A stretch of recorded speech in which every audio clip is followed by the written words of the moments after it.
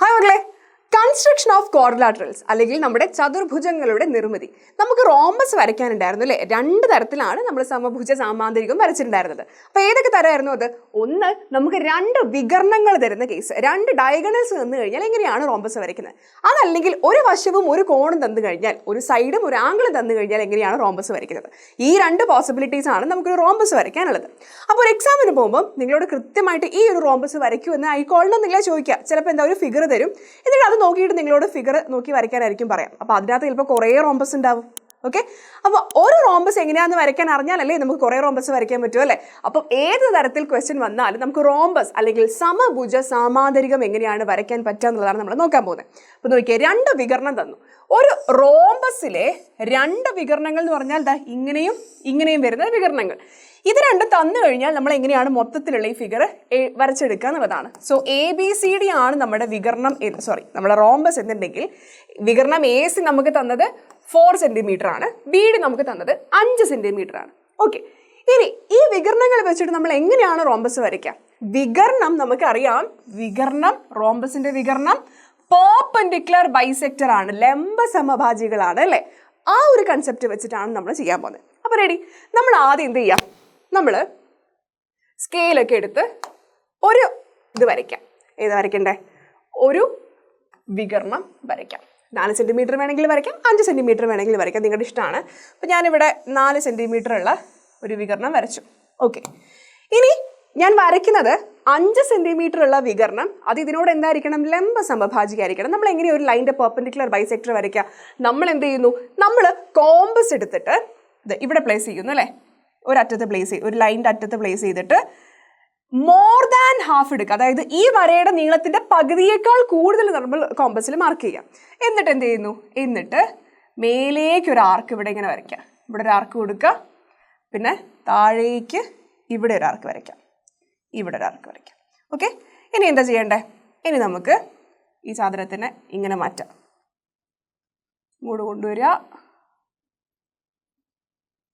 ഇവിടെ നിന്ന് ഇങ്ങനെ ആർക്ക് വരയ്ക്കുക, ഇവിടെ ഇങ്ങനെ ആർക്ക് വരയ്ക്കുക, അതുപോലെ ഇവിടെ ഇങ്ങനെ ആർക്ക് വരയ്ക്കാം. ഓക്കെ, അപ്പോൾ ഇവിടുന്ന് ഈ ആർക്കുകൾ ജോയിൻ ചെയ്തിട്ടുണ്ടെങ്കിൽ ഈ രണ്ട് ആർക്കുകൾ മീറ്റ് ചെയ്യുന്ന പോയിന്റ് ഇല്ലേ, ഇത് രണ്ടും ജോയിൻ ചെയ്ത് കഴിഞ്ഞാൽ ഇങ്ങനെ പോകുന്ന ലൈനായിരിക്കും നമ്മൾ ഇവിടെ വരച്ച ലൈനിൻ്റെ പെർപെൻഡിക്കുലർ ബൈസെക്ടർ. ഓക്കെ, നമുക്ക് ആ ലൈൻ വരയ്ക്കാം. എങ്ങനെയാണ് വേണ്ടത്? ഇങ്ങനെയായിരിക്കും നമ്മുടെ ലൈൻ വരേണ്ടത്. ഓക്കെ, ഇനി എന്താ നമുക്ക് വേണ്ടത്? ഇത് എത്ര സെന്റിമീറ്റർ ആയിരിക്കണം? ഇത് 5 സെന്റിമീറ്റർ ആയിരിക്കണം. പക്ഷേ ഇവിടുന്ന് അങ്ങോട്ട് 5 അല്ലെങ്കിൽ ഇവിടുന്ന് ഇങ്ങോട്ട് 5 എടുത്താൽ മതിയോ? പോരാ, പെർപെൻഡിക്കുലർ ബൈസെക്ടർ ആണ്. അതായത് നമ്മൾ ഇവിടെ വരയ്ക്കുന്നതിൽ ഇവിടുന്ന് ഇവിടെ വരെ 5ന്റെ പകുതി 2.5, ഇവിടുന്ന് ഇവിടെ വരെ 5ന്റെ പകുതി 2.5. അത് മാർക്ക് ചെയ്തിട്ട് വേണം നമ്മൾ വരയ്ക്കാൻ. അപ്പോൾ നമുക്ക് എന്ത് ചെയ്യാം? വീണ്ടും നമുക്ക് നമ്മുടെ സ്കെയിൽ ഒന്ന് എടുക്കാം. സ്കെയിലെടുത്ത് ഇവിടെ ഇങ്ങനെ വെച്ചിട്ട് നമുക്ക് കറക്റ്റ് 2.5 മാർക്ക് ചെയ്തെടുക്കാം അല്ലേ? 2.5 മാർക്ക് ചെയ്തെടുത്തിട്ടുണ്ടെങ്കിൽ പരിപാടി ഈസി അല്ലേ? യെസ്, കറക്റ്റ് ഇവിടെ ഇങ്ങനെ വെക്കുക. എന്നിട്ട് നിങ്ങൾ 2.5 മാർക്ക് ചെയ്യുക. ഇവിടെ സെൻറ്ററിൽ 2.5 വെച്ച് കഴിഞ്ഞാൽ മേലെയും താഴെയും നിങ്ങൾക്ക് മാർക്ക് ചെയ്യാൻ പറ്റും. ഇത് ഇവിടുന്നും ഇതും ഇവിടെ ഒരു 5 മാർക്ക് ചെയ്ത് കഴിഞ്ഞാൽ ആ വരകളെ ജോയിൻ ചെയ്യുന്നതായിരിക്കും നമ്മുടെ റോംബസ് എന്ന് പറയുന്നത്. അപ്പോൾ ഇവിടുന്ന് ഇങ്ങോട്ട് വര വരയ്ക്കുക. യെസ്, ഇവിടുന്ന് ഇവിടേക്ക് വര വരയ്ക്കുക. ഓക്കെ, ഇവിടുന്ന് ഇവിടേക്ക് ഈ പോയിന്റിലേക്ക്, പിന്നെ ഇവിടുന്ന് ഇവിടേക്ക്. മറന്നു പോകരുത്, ഇവിടെ നമ്മൾ ആർക്ക് എവിടെയാണോ ജോയിൻ ചെയ്തത് അതല്ല നമ്മുടെ പോയിന്റ്. കറക്റ്റ് ഇവിടെ നിന്ന് ഇങ്ങോട്ടേക്ക് എന്നുള്ളത് ഓർത്തിരിക്കുക. 5 സെന്റിമീറ്റർ ആണ് വേണ്ടത്. സോ മേലെ 2.5, താഴെ 2.5. ഇത് നമ്മുടെ 4 സെന്റിമീറ്റർ നമ്മൾ ഇറക്കിയത്. ഇനി നമുക്ക് ഇതിനെ ഒന്ന് നെയിം ചെയ്ത് കൊടുക്കാം. എന്തായിരുന്നു നമ്മുടെ ട്രയാങ്കിൾ റോംബസ് ABCD ആണ്. AC ആണ് 4 സെന്റിമീറ്റർ. അപ്പോൾ ഇതായിരുന്നു നമ്മുടെ 4 സെന്റിമീറ്റർ. അപ്പോൾ നമുക്ക് ഇവിടെ തുടങ്ങാം. ABCD വരും. ഓക്കെ, ഇത് 4 സെന്റിമീറ്റർ, ഇത് 4 സെന്റിമീറ്റർ, ഇവിടെ ഉള്ളത് 5 സെന്റിമീറ്റർ. ക്ലിയർ? ഇതാണ് നമ്മുടെ റോംബസ്. അപ്പോൾ നിങ്ങൾ എപ്പോഴും ചിത്രം വരയ്ക്കുമ്പോൾ ഒരു റഫ് ഫിഗർ വരച്ചത് ഏത് ഫോമിലേക്കാണ് വരാൻ പോകുന്നത് എന്നുള്ളതൊന്ന് സൈഡിൽ വരച്ച് വെച്ച് കഴിഞ്ഞാൽ കുറച്ചുകൂടെ വൃത്തിയായിട്ട് നിങ്ങൾക്ക് ചെയ്യാൻ പറ്റും. ഇനി അടുത്ത സെറ്റപ്പ് എന്തായിരുന്നു?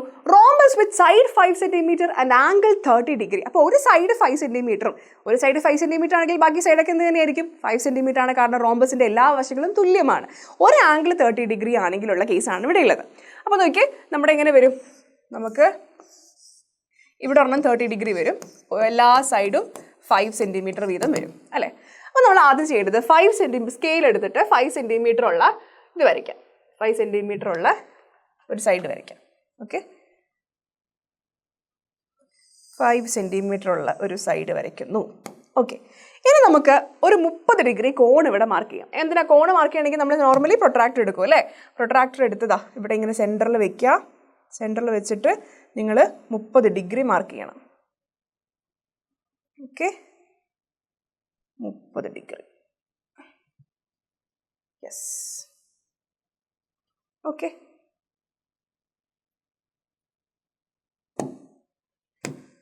ഓക്കെ, 30 ഡിഗ്രി വരച്ചു. ഇനി ചെയ്യേണ്ട കാര്യം എന്താണ്? ഇത് 5 സെൻറ്റിമീറ്റർ ആണ്, ഇത് 30 ഡിഗ്രി ആണ്, ഇതും എന്ത് തന്നെയായിരിക്കണം? 30 ഡിഗ്രി ആയിരിക്കണം. അപ്പോൾ അത് നമ്മൾ ആ വരേൻ്റെ മേലെ 30 ഡിഗ്രി മാർക്ക് ചെയ്യാൻ വേണ്ടിയിട്ട് നമ്മൾ വീണ്ടും നമ്മുടെ കോമ്പസിനെ എടുക്കുകയാണ്. കോമ്പസിനെ എടുത്തിട്ട് ഇവിടെ നമ്മൾ ഓൾറെഡി ഒരു 5 സെൻറ്റിമീറ്റർ ഇവിടെ വരച്ചിട്ടുണ്ട് അല്ലേ? ആ 5 ഡിഗ്രി നിങ്ങളൊന്ന് മെഷർ ചെയ്യുക. 5 ഡിഗ്രി നിങ്ങളൊന്ന് മെഷർ ചെയ്യുക. എന്നിട്ട് അത് ഇവിടെ ജസ്റ്റ് മാർക്ക് ചെയ്ത് കൊടുക്കുക. ഇവിടെ മാർക്ക് ചെയ്ത് കൊടുക്കുക. ഓക്കെ, അപ്പോൾ അവിടെ നിന്നാണ് നമ്മൾ അടുത്ത ഇത്രയുമാണ് നമ്മുടെ അടുത്ത വശം 5 സെൻറ്റിമീറ്റർ. ഇനി ചെയ്യേണ്ടത് എന്താ? ഇവിടെ നിന്ന് ഇങ്ങോട്ടേക്ക് നിങ്ങളൊരു ആർക്ക് വരയ്ക്കുക. കാരണം 5 സെൻറ്റിമീറ്റർ തന്നെയാണ് അടുത്ത വശവും വരാൻ പോകുന്നത്. ഇവിടെ നിന്ന് ഇങ്ങനെ ഒരു ആർക്ക് വരച്ചു കൊടുക്കാം. ഓക്കെ, ഒരു ആർക്ക് വരച്ചു കൊടുക്കാം. എന്നിട്ട് ഇതിനെ ഇവിടേക്ക് കൊണ്ടുവച്ചിട്ട് ഇവിടുന്ന് വീണ്ടും ഒരു ആർക്ക് വരച്ചു കൊടുക്കുക. ഇപ്പം എന്താ സംഭവിച്ചത്? നമ്മൾ ഇവിടെ 5 സെൻറ്റിമീറ്റർ വരച്ച് 30 സെൻറ്റിമീറ്റർ മേലോട്ട് മാർക്ക് ചെയ്ത് അവിടെ 5 സെൻറ്റിമീറ്റർ നമ്മൾ കോമ്പസിൽ മാർക്ക് ചെയ്തു. എന്നിട്ട് ഇവിടെയാണ് 5 സെൻറ്റിമീറ്റർ വന്നത്.